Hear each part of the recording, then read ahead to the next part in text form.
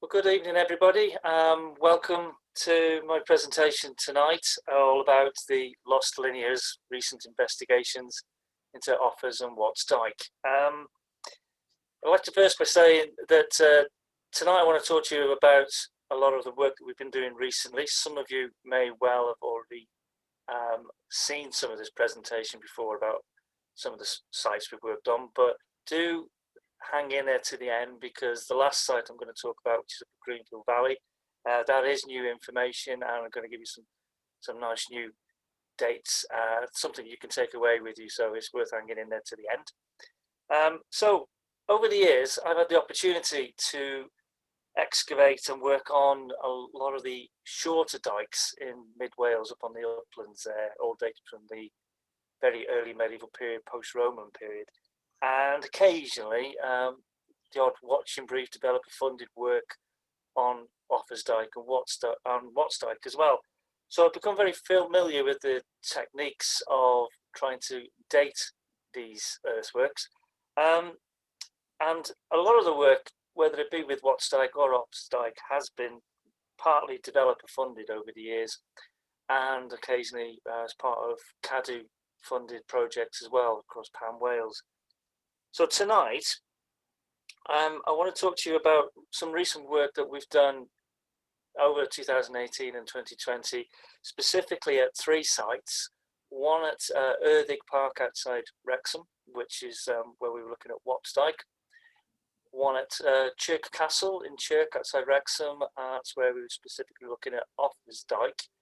And then more recently, this last year, 2020, where we were working at the top of Greenfield Valley near Basingstoke Abbey at Holywell, and looking at the postulated line of What's Dyke. The last piece of work that was more developer funded, whereas the other two pieces of work are to do with projects which I'm going to explain about in a moment. So looking at the title, why lost linears? Because clearly these dykes are upstanding across the length and breadth of our borders, and you can go and see them in the landscape. However, there are gaps, and many of these gaps are perceived by their landowners, the guardians, their farmers, whoever they are, estate owners. It's perceived that in many cases these parts of the dyke are missing and there is no archaeology there at all. And more often than not, because of our system back in the 1980s, they are unscheduled areas and unprotected parts of the dyke. So I was tasked with the role of demonstrating that actually there is significant archaeology to be found, and by looking at these areas of the dykes, especially the unscheduled areas where we could dig to our heart's content, there was a possibility to see whether the linears did continue, and they were indeed, as the title said, not lost linears in the landscape. So if I should just take you to the next slide. And so I said, we mentioned we were focused specifically on, in 2018 and 2019, on two areas. This is just in around Wrexham there. You can see What's Dyke sort of snakes its way through the urban sprawl of Wrexham town centre. And unfortunately for What's Dyke in that respect, it does take quite a hammering over the years. More recently not than Offa's Dyke. You do find that there's quite a lot of damage being done to What's Dyke in this area, certainly in the last 10 years, and it's something of great concern to CADU. We were looking at a site at Erddig and in Erddig Park, and this was a project that was set up between the National Trust and CADU. It was a community volunteer project, and at the same time with the aim of looking to see whether we could see whether the dyke actually did exist where it was not scheduled on the ground. The other site, as luck would have it, was also quite local to me, because I live down in Glenkeirioch, so it was just around the corner. And this was looking at the line of Offa's Dyke in the grounds of Chirk Castle estate. Again, it was a project with the National Trust and CADU, and on this occasion as well, we had extra support and funding for this from the Clwyd Range D Valley AOMB. So looking at this, those were the two sites specifically there, and then, like I say, we'll come to, at the end of the talk, we'll look at the third site, which is Greenfield Valley down at Basingwork, where again we were looking at Watts Dyke. We've had the opportunity to excavate these areas and extract material for dating, and that's the key thing here. It's all about the big debate out there is we're at the origins of these linear earthworks. We know the short dykes ones dating from sort of earlier 6th, 7th century, and some even earlier dates. So, and it's often been debated whether Watts Dyke is traditionally of a pre-Offa date. So, just to put it in perspective, I've popped this up just for simplicity here. These are the three main characters, shall we say, that are generally associated with these two major earthworks. It was often known as Ethelbald's Dyke, Watts Dyke. A lot of work that was done outside Oswestry some years ago now seemed to corroborate that there was an earlier date to this, only it seemed to be based on some Roman archaeology evidence that was underneath Watts Dyke. However, more recently, we've been, as you'll see in the presentation, there's a lot of work been done also outside Oswestry near Gabowen, where again it's looking like Watts Dyke is post Offa. So as you can see, the debate rages, I should say, about this. We've got Offa's reign there in the 8th century, King Kenwulf there in the 9th century coming through, and that which is traditionally seen as the earlier dates for Watts Dyke for Ethelbald, as you're going to see tonight, and this certainly is not the case at all. And so we were charged with seeing whether we could gather more evidence with a limited area to go at, to see whether we could get some material to maybe start to put a dating program together, just to get this ball rolling. But before we look at this furthermore, just to put this in context, I did some work back in 2013 on a site called Offa outside Chirk, and we managed to put some dates together for that. It's as we found at a rescue dig back in 2013 at Offa, where there was a sizable chunk, at least 40 metres of Offa's Dyke. This is just on alongside the A5 between Llangollen and Chirk. We got parachuted in there for 3 days just to try and see if we could salvage something of what had been destroyed of Offa's Dyke. And we had the great opportunity there to look at the section, clean it all up. That's looking right through the crown of it at one point there. And that's looking at a cross section there as well. And you can see where those little bags are. It's where we were taking samples from. The dates that came up from this particular section, and here they are, they brought quite a lot of debate, as you can imagine, in the interest circles for linear earthworks. Crucially, however, these results don't actually provide a date for the actual construction of Offa's Dyke. All the material that's been dated here was derived from material redeposited at the base of the dike during its construction. So therefore, what this provides us with is what we know as a terminus post quern, a date after which the bank was built. Now you've got quite a tight set of groups there in the 2nd, 3rd and 4th, which are all happily showing us that that section of Offa's Dyke in that particular area is built from sometime around about certainly post-Roman and well into the reign and beginning of the reign of Offa's Dyke, of Offa, King Offa himself. The anomaly there, of course, is the one at the top, which is somewhat later, but still this was from a secure part of the dike. And notably, it was from from the other group. So you can see this big section here, and there's another part of that section. That's where this other early medieval date comes from. I think the thing to take from this, really, just the reason for showing you, is these were all very secure dates. We were absolutely really happy and content that there's no contamination here. And those groupings we're confident that they stand. The main thing to take from this is that this is starting to show us that it would appear outwardly that this linear earthwork has various different phases to it, and that I think we're going to find throughout tonight seems to be the way we've got to start looking at the linear earthworks in the landscape when we're trying to date them. They would appear to be the works of several dynasties and possibly on the line of much earlier work. So that was just a kind of a note of caution there, really, one that certainly bit me in 2013. But again, a good set of dates anyway. So, and this was all from radiocarbon dating. We're going to hear a little bit more about a different type of dating called optical stimulated luminescence dating, OSL dating. So, just putting that to context, there you can see back there again the past of the dates at the bottom there, and see the date range you've got there from the 5th century through to the 11th century. And so let's move on to the first of these linears. What's Dyke? There's a nice little picture there from, I think that one's from off the Erddig estate.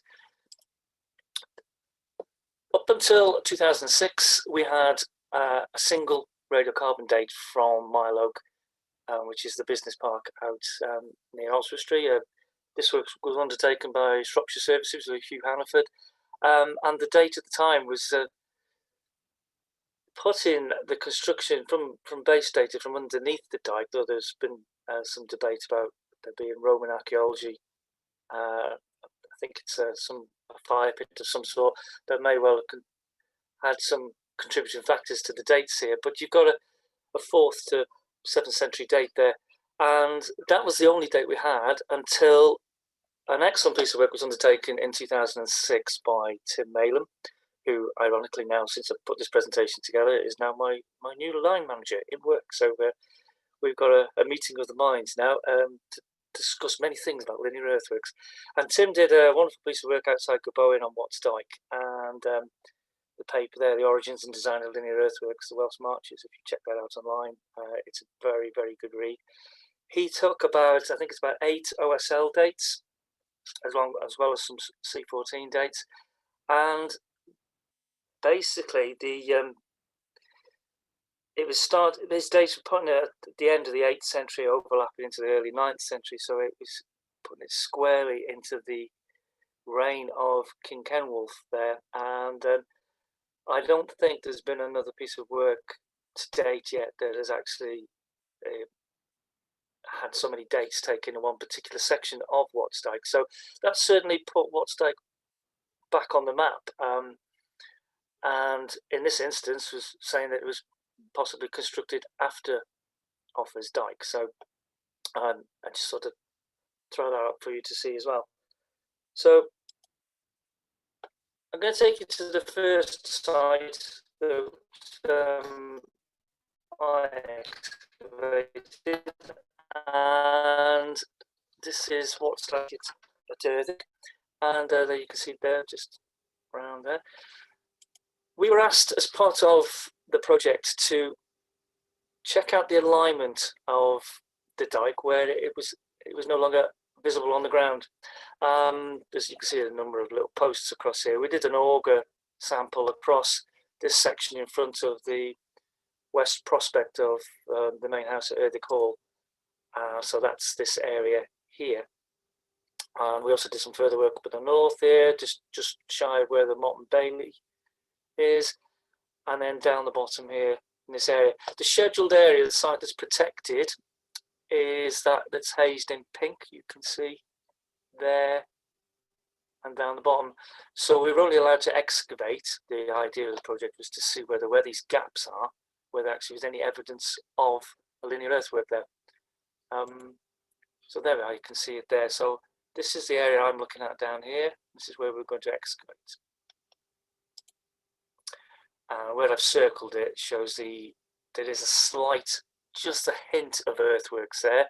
This is the main road as you go into Erddig here. So if you're ever travelling in there next time to the main car park, which is right there, if you look onto your left, you can just see possibly the line of Watts Dyke. So this is how it looked like on the ground when we got there, absolutely flat. We had a permanent audience of cows throughout the excavation. We're fascinated with the archaeologists digging in this area. So initially laid it out such like that. And once we started to clean it up and open it up, there we had a bank underneath there. Now, just give you some dimensions for this. It revealed rather surprisingly a well-preserved section of Watts Dyke, which included this low upstanding remains of the bank layer, and absolutely no trace of the bank was visible on the ground, above ground, and it survived to a height of about 700 mil, 0.7 meters, 9 meters in width, and the ditch, I'll just show you there, here's the ditch, that was about 7 meters wide and 1.5 meters deep. So the key thing there is to absolutely note that there's above ground there's absolutely nothing to see. And we realized very quickly that the bank itself had been re-landscaped for the estate, I think probably for agricultural improvement of the area, to get rid of what is perceived as a rather deep, big scar across which cattle would roam into, or deer.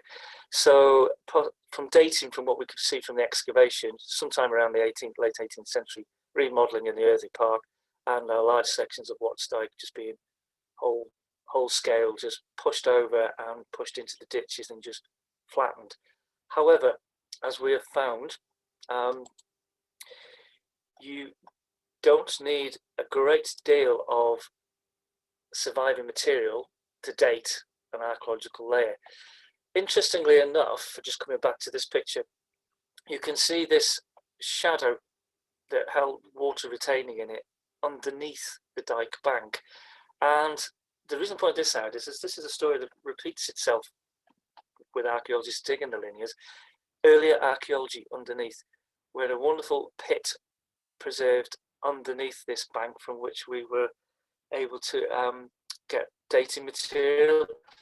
We also had a very tiny fragment of undiagnosed pottery, which is both interesting nonetheless. We're awaiting dating on this, so it's all to play for there. But just to go through, just show you a little bit more how this looked. Again, you would have never known this ditch was there.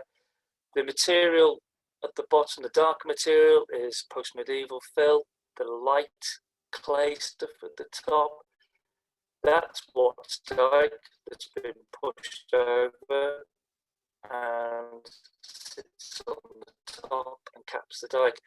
We see this over and over again at excavations on Watts Dyke. We saw it at Lilac Cottage in Suckden, seen it in Hope, it's Kiln Lane in that area.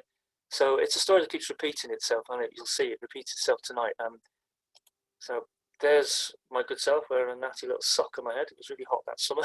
And this was taking core samples for OSL dating. As I've discovered, never get an archaeologist to take your OSL dates. Get the actual guys from Newark, from Glasgow down to do it for you, which is what we did later on at Greenfield Valley.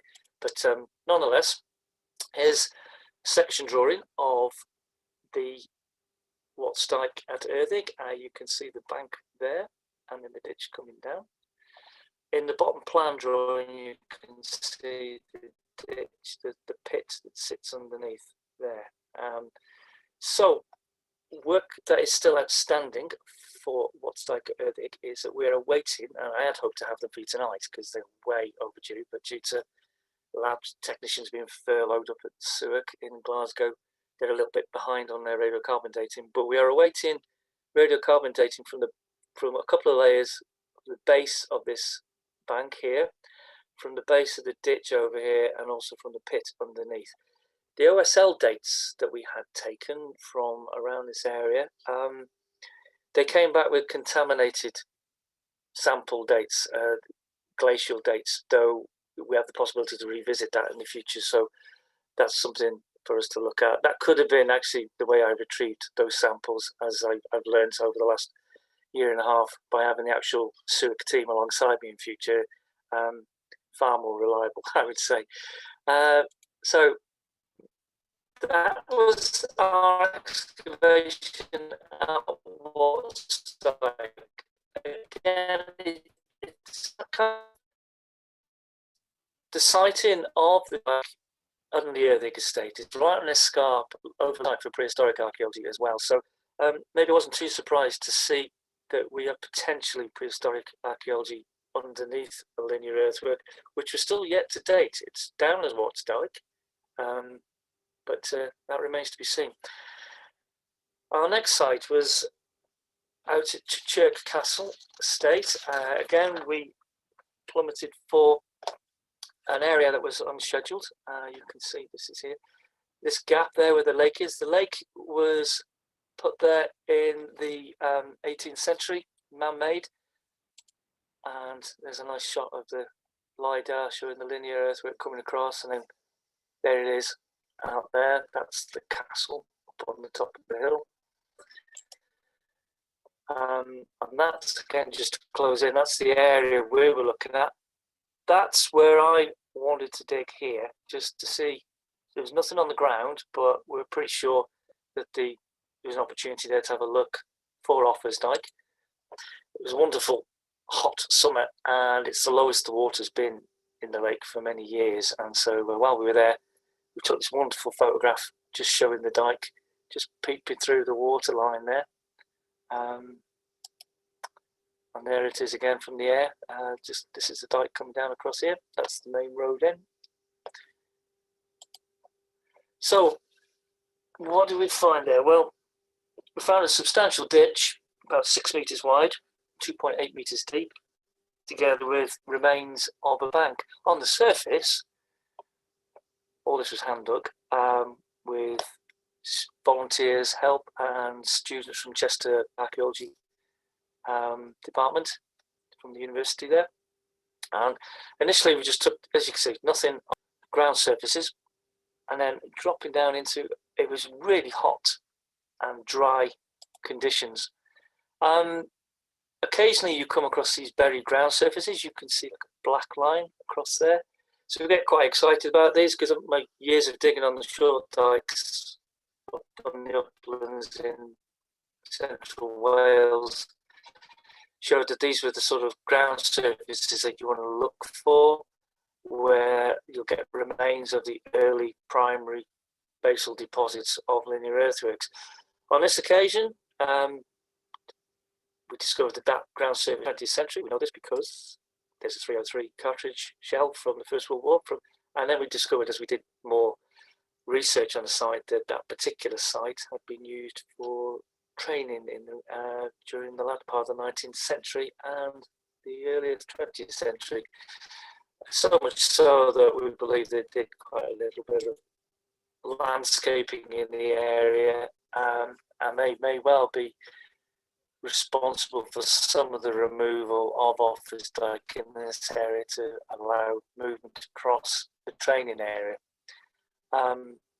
Certainly they added to the sort of large-scale re-landscaping of the site that was undertaken in the 18th century as well. So here we are, digging away at looking for Offa's Dyke and the slow reveal. Again, we're just looking at these deposits down here, and you're thinking, that looks like good sort of maybe possibly medieval fills in there. As we went in closer, you start seeing the Georgian house bricks. So then you think, hang on. However, something has been filled in here. Material has been brought up from the castle, put down into the ditch, and as we dug and dug, it started to reveal itself.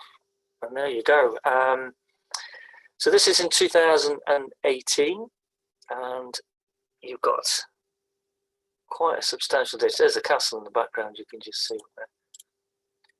And there's a wonderful section through the ditch there. Like I said, it's 2.8 meters deep by 8 meters wide. And what surprised us here was the profile of this. It was unlike any of the profiles we'd seen from any other excavations of Offa's Dyke. There's only been a few, I should say. With this ankle breaking featured at the bottom there, which was quite something. There you see it there, taken from the surface, an aerial view, looking straight down, and then that's looking back towards the east across the Dyke.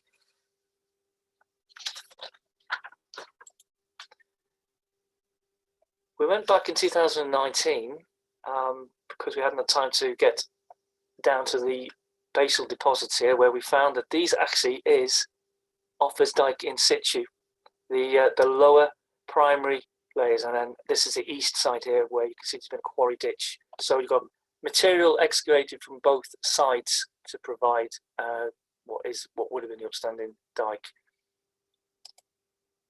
And there you see it in context there. You can just see the ploughed down hump there of Offa's Dyke coming through, and then it's just completely removed.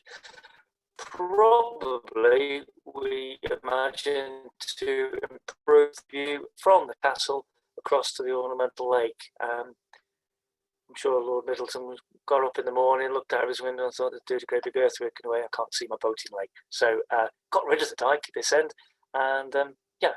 So there we see it, comparative cross-section. That's the section of Chirk Castle there. We'll come to this pit in a moment, but there's Chirk Castle section there. This one is from Neath Farm, Llandrino. Sorry, not Neath Farm, that's near Buttington.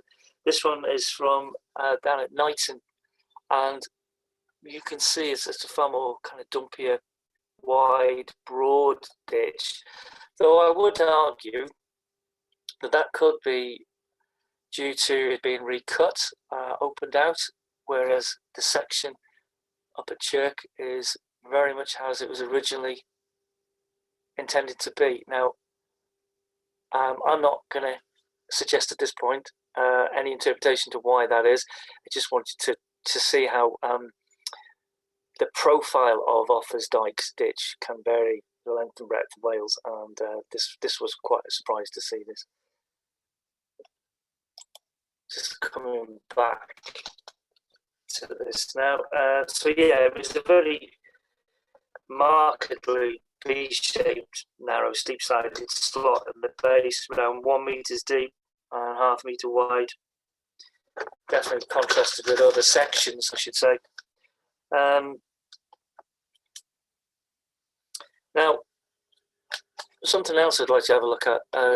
Just focus on this area here. This was in 2018. We noticed we were just doing a sample through. This was to get some dating material from underneath the dyke, to get radiocarbon dating material. And as luck would have it, the area we chose to dig, as we punched through the deposits, underneath was an underlying pit, just like what's Dyke at Erddig.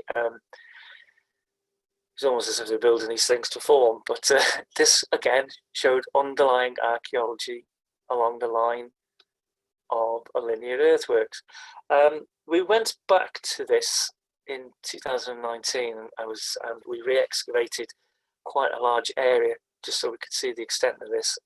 But I don't know if you can see there, you can see this orange iron pan layer. That's the bottom of Offa's Dyke, and then that's all ditch fill within a pit that goes all the way around and outside the extent of our excavation. Again, another little shot of it. That's the ditch in the background. But so that's in situ Offa's Dyke material, which we were able to extract material from to date, and the marked line of the iron panning, and then all this is archaeology that sits underneath. So there's a plan of it. That's 2019 excavation. You can see this really large underlying pit there, a bank going all the way across to there, and our ditch over on the right hand side. So what is it? Where are we up to with our excavations at Chirk Castle? Well,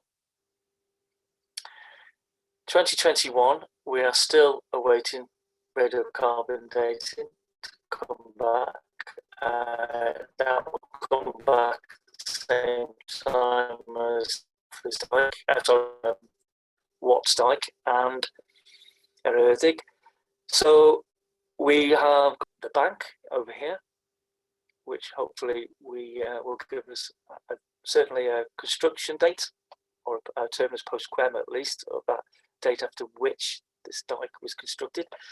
We've got material coming from underneath this pit here.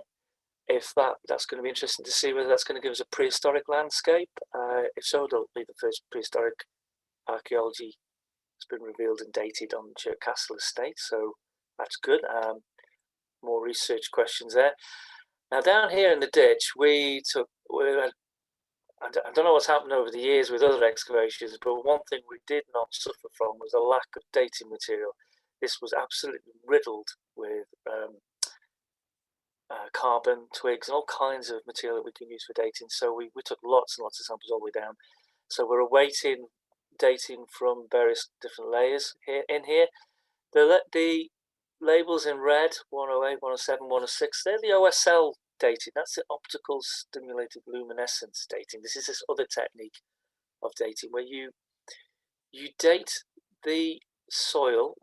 You can get a date from the soil from the point where that deposit was sealed and it's no longer in contact with ultraviolet light.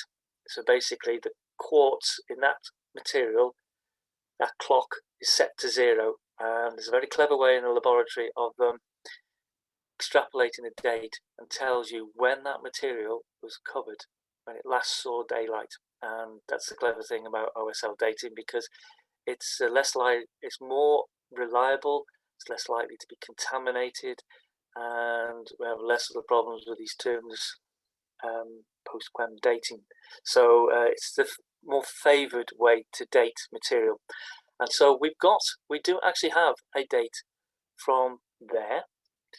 I'm not at liberty at this moment to tell you that date, because it would be wrong of me to sort of give that date out without the supporting dates of the C14. I'd like to give you that as a package together. I'd hoped to do that tonight, but that's not going to happen. I think it would be wrong of me not to give you some hint. So I will say at this point, the Offa's Dyke Centre at night needn't worry about its franchise. I'll say that's as much as I can tell you at the moment. I'm very pleased with the date, the OSL date from that. It's not a basal deposit, because the basal deposits came back with glacial dates because of some contamination from the sides, but certainly a very tight date from that point just in there. So very pleased with that. So hopefully at some point this summer we'll be in a really good position to give you some more information about the radiocarbon dates from Chirk Castle, Offa's Dyke, and also at the same time, because they'll all be coming back at the same time, Erddig as well.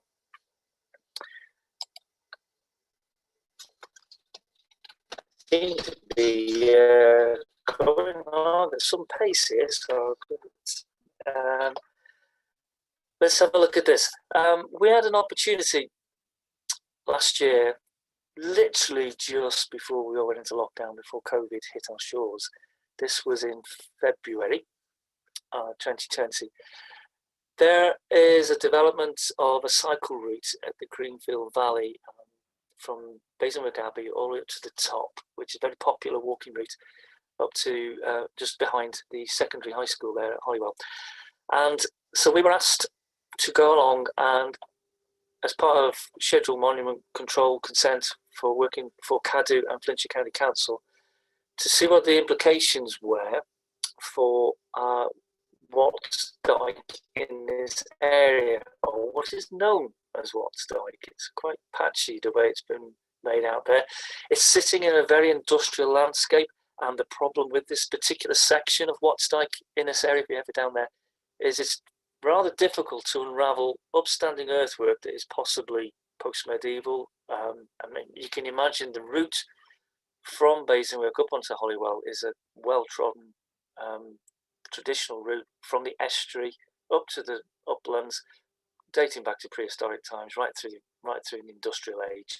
So you've got all kinds of ribbon trackways there that will have interfered with this monument, possibly. So that's the caution there that we have to look at.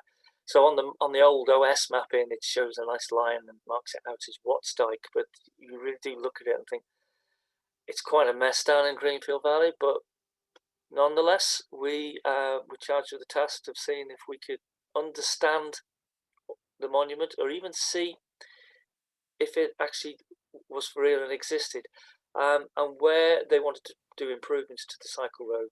Could we go in and see? So this was our mapping. We enhanced the line of a earthwork in that area. This top end down the bottom left hand side is up where the school is. Top hand right is heading down to the D estuary, and you can see even from there at the top that the scheduled areas marked in red. There are quite an extensive amount of linear earthwork in Greenfield Valley. It doesn't fall into a protected area. In fact, there's multiple bits of monument down there that it all needs re-looking at, and hopefully it's a piece of work for the future. So this was one of the very busy, complicated plans that we were given of the proposed cycle route. And this is the top section there up by the school. So the blue line is the route. The green hashed area is what we think we could see of Watts Dyke in the area, or at least an earthwork. Incredibly difficult to see. That is as good as it got up on the top of the escarpment. It falls down into a stream valley down the bottom there. Housing estate across there. So they cleared off all these little holes that were all along the top. That was all concrete posts that completely trashed this part of the earthwork, and it was a very, very slight little earthwork on the top there. But nonetheless, we gave it our best shot, and as you can see, like I say, it's very, very low lying. Initially, we brought in a little mini digger just to take off the worst of the soil, and then the rest of it going to be hand dug. That's me nobly supervising. The guy next to me, that's David Sanderson, Professor David Sanderson from Glasgow, from Chirk. It was a fascinating gentleman who came down to undertake the OSL data sampling with his colleague, with Alan Creswell. And one thing I did learn from this whole process was in future I will always get these guys involved hands-on, because they introduced me to a different technique of how we're going to see. So when we'd finished, we had this slot across the line of this earthwork. So that's very low lying bank there. The red and white poles you can see, they've been put in at key places. The back pole there is what remains of the part of Watts Dyke running through left to right. And then this pole here, that's the beginning of a ditch. And then this pole over here is the return end of that ditch. You can see this dark material above, which is all modern backfill that's been levelled onto it, and then all this ditch fill here. That's it from another direction, looking back towards the school. But when we'd finished opening this up, we didn't fully excavate the ditch, but it was quite clear to us that there was a low-lying bank about 0.8 metres high, which is in the foreground here. You then had a ditch. That was about, by the way, this was about of Watts Dyke in this section has been eroded and landslipped down into the stream valley below. So we were just left with the back end of it here in front of us. Notable that you can see a distinct colour line there. We'll come back to that in a moment. That was a key for our dating. And in the background, the ditch. these are all electrical surfaces, all manner of things, and this is something else that keeps repeating itself with what's Dyke, as I've found over the years, is that people are prone to stick all manner of drainage and surfaces and pipework into the ditch and then pull the Dyke over to cover it over, and then we lose what's Dyke in access and the ditch deposits. So it was much denuded, bulk of the bank has been pulled over. On the south side, this is just on the north side, taken from the stream valley upwards. You can kind of see how the earthwork has been placed on the top of the scarp there. We've followed it all the way down the side there looking for material, and we could see how the Dyke had slipped down, and so much so that there was what's Dyke embankment, which was a little bit disappointing to see that it's still eroding and very little left there. But come back, here's a section of it here. So this is the bank here. That's it slipping all the way down to the modern, down to the pathway down the bottom there. You've got your ditch in here. All these blocks through here, this is all modern truncation. It's lots of service trenches going through, but we could start to see the back edge of the ditch coming through there. So it was quite a broad ditch, fitted the standard 4.2 meters wide. Okay, this is on the south side, not on the traditional west side. You could argue that there was no need to have a ditch on the west side here because you've got the natural stream valley escarpment. So you've needed construction material for the Dyke, so it's been taken from the east side. So this effectively is a quarry ditch, providing material to build this bank.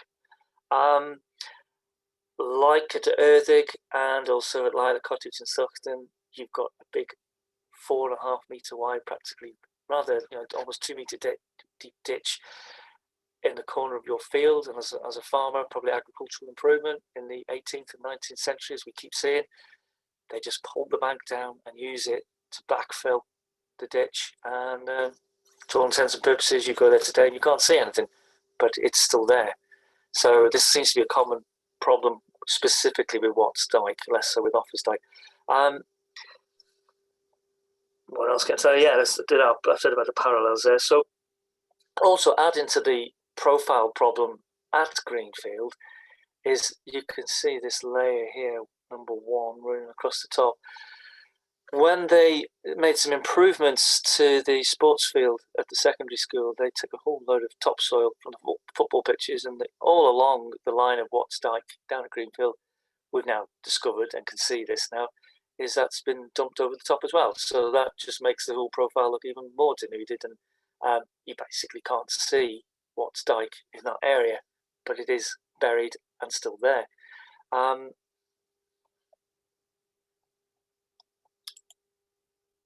This is looking at the profile through Greenfield Valley. The little black circles you can see all down the side here, this is called profiling. This was a new technique that was demonstrated to me by the Chirk team, where they take, based on what the archaeologists are also telling them of what we can see and what we've learned looking at buried soil surfaces and all different types of deposits and the colour leaching. You become very aware of what looks like late medieval and sort of post-medieval darker soils, and then you get these compacted silts and clays with lots of little charcoal flecking, which your suspicions are raised about the date of these and the colours leached out of them. And so together with that, and guided by the drawings that you saw me doing there, the Chirk team were sampling from different layers up and down here. Stayed overnight in a travel lodge down the road. Came back the next day. They'd basically been running some tests, some portable tests through this material, and they can tell whether it is worth taking a proper OSL sample date from that area for further work. It tells them at least whether there's whether the sample will be set, without going into the science of this too much, whether it's contaminated or whether it's consistent. They're looking for a consistent linear growth in the values that they get through here, so they can spot any interventions, anything that would say, that's amiss, that's not right, this isn't secure, there's been some later intervention here. So they're able to look at these sub samples here and then say to us, the archaeologists, right, we're going to come in tighter, and they were able to corroborate exactly what we felt as the archaeologists at the time, that this area here looked to us like a primary construction level. There was something about the material in there, the coloration of it had caught our attention and reminded me of deposits I'd seen on all the other excavations I've done over the 17 years of working for CPAT on these types of earthworks. So I was focusing on that, as were they. So they took a whole series of profiles down here and down here, all the way through there and through the ditch. And they were able to tell me that certainly this material from the bank here at above the layers I was interested was identical to the material that had been used to initially backfill this ditch. So they were able to corroborate the fact that yes, that ditch had been backfilled with material from what's Dyke, and its origins from the type of material it was, and its glacial. Well, not a great amount of earth-shattering information, but at least it tells you that you are looking at something that has potential for dating, and is not potentially something post-medieval. Furthermore, then, so there's a whole series of OS dates in here, these larger circles. Yeah, I hadn't noticed. I put the information below there for you. We had an OSL date, 3 dates that came back from this level here. Basically, the dates from below were showing glacial, and there was a later one which was showing something a little bit more, shall we say, Neolithic. And then this ground surface where we thought the bank, so it's a prehistoric landscape, again, been built on top of, and the date there for when that started, when that earthwork, the first construction level for that, was between 400 and 600 AD, which is completely different to, of course, the date range that my colleague Tim Nalem has over at Gaboin, where they got in the 9th century. I must say, we're not terribly surprised by that date. I'm quite excited about it because it kind of started to show that maybe we weren't looking at a single build here for what's Dyke. It's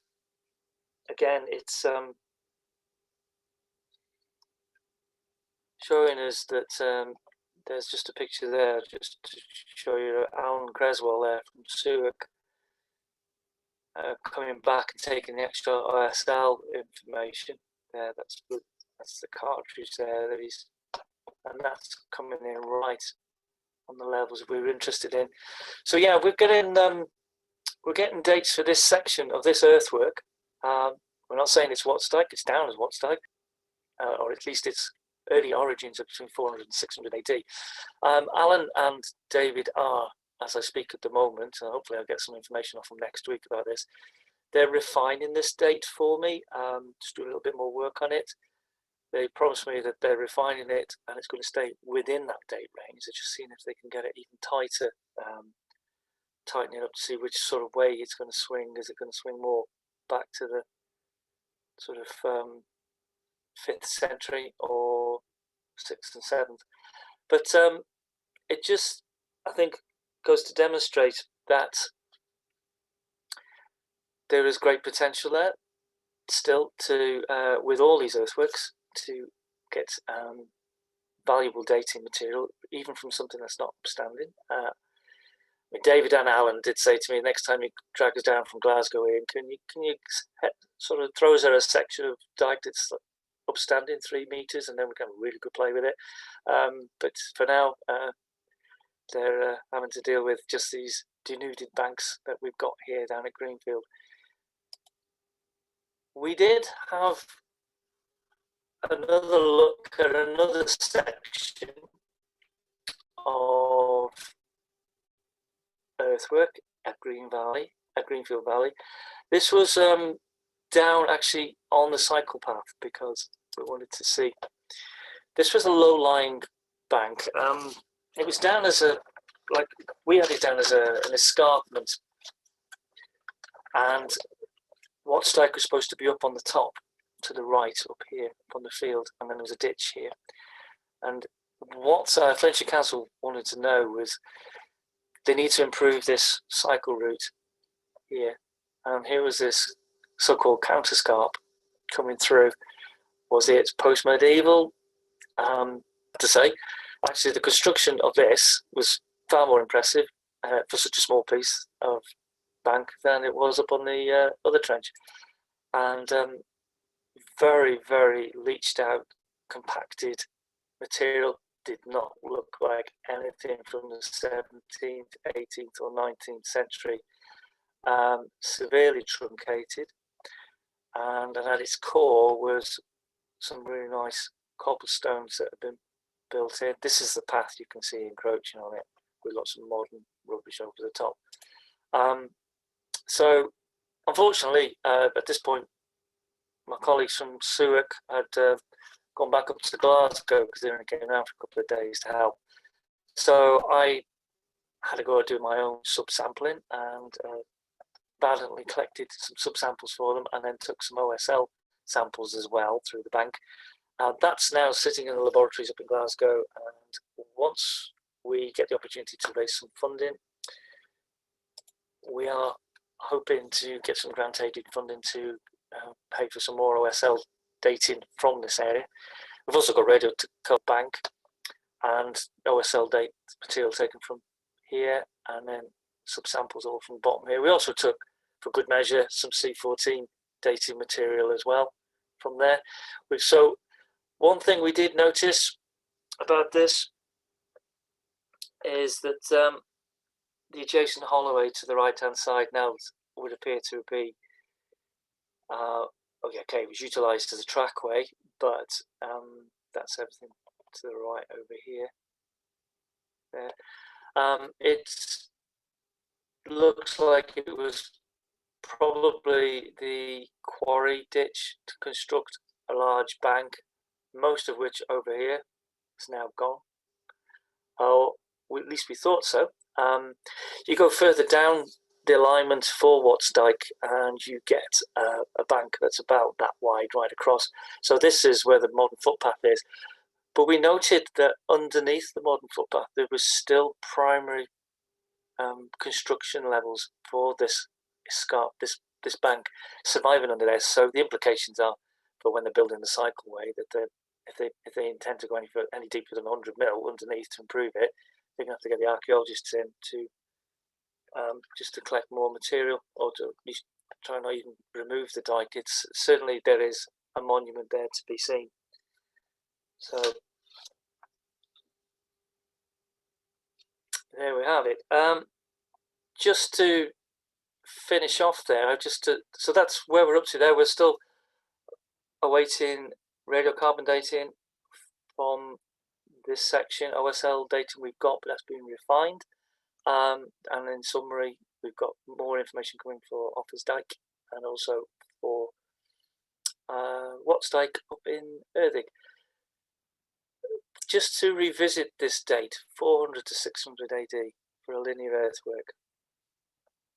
We've got the dates to look at from the short dykes. This is just a sample of the dates that my colleague Richard Hankinson, who did a lot of the work, interestingly enough, they're very interesting earthworks. They're more to define these shorter dykes. They define, we think, the sort of administrative boundaries post-Roman period, as you can see there from the dates.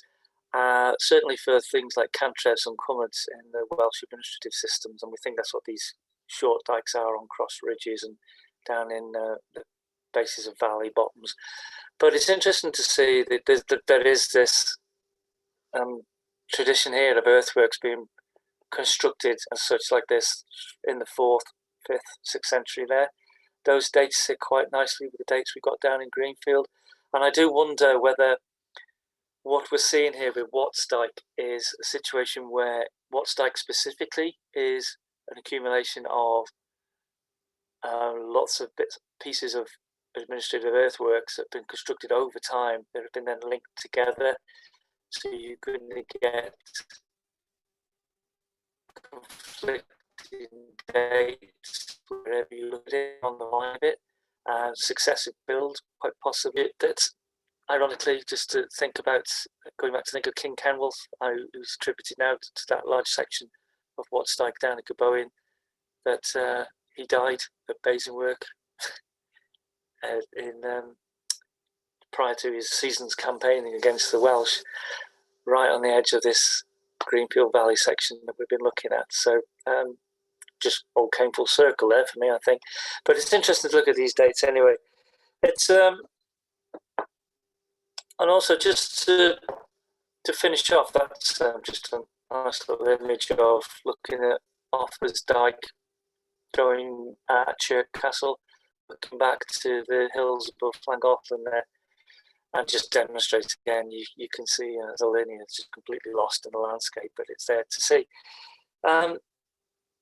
Both these monuments have been looking at, Offa's and Watts Dyke. I mean, they're notably located in different areas of the landscape. Offa's specific sort of lines of the border landscape, far more strategic, observational into the Welsh landscape, has a different beast in itself in the way it's been located, and many people recently now are revisiting why that is so. And equally so, you look at Watts Dyke, which is more along the edge of the kind of Midlands Plain, as Tim Mayland put it. So it's more of a straight sections, following escarpments and just linking up known strongholds. So you've got Maesbury, which is a Mercian stronghold down in Oswestry, and it ends up here at Greenfield, where you've got the Royal Welsh Police sites up Bagholt and Basingwork. So it's different purpose, possibly, who knows. But one thing it does seem to do, both, I would say, is that they're controlling access through the landscape from Mercia to Wales, rather than it being a sort of preventative access. In the past, both dikes have been seen as very military in nature and there as a blockade, whereas I think they should be seen a little bit more. Certainly from the Mercian point of view, if we're looking at it in this early medieval landscape, where you should be thinking more about the control of access, certainly legitimate access, I would say, so where certainly the Mercians can taxate cattle trade and whatever other mineral trade is coming to and fro east to west. So it's very interesting to look at both dikes in that sense and to see the different way they've been located in the landscape.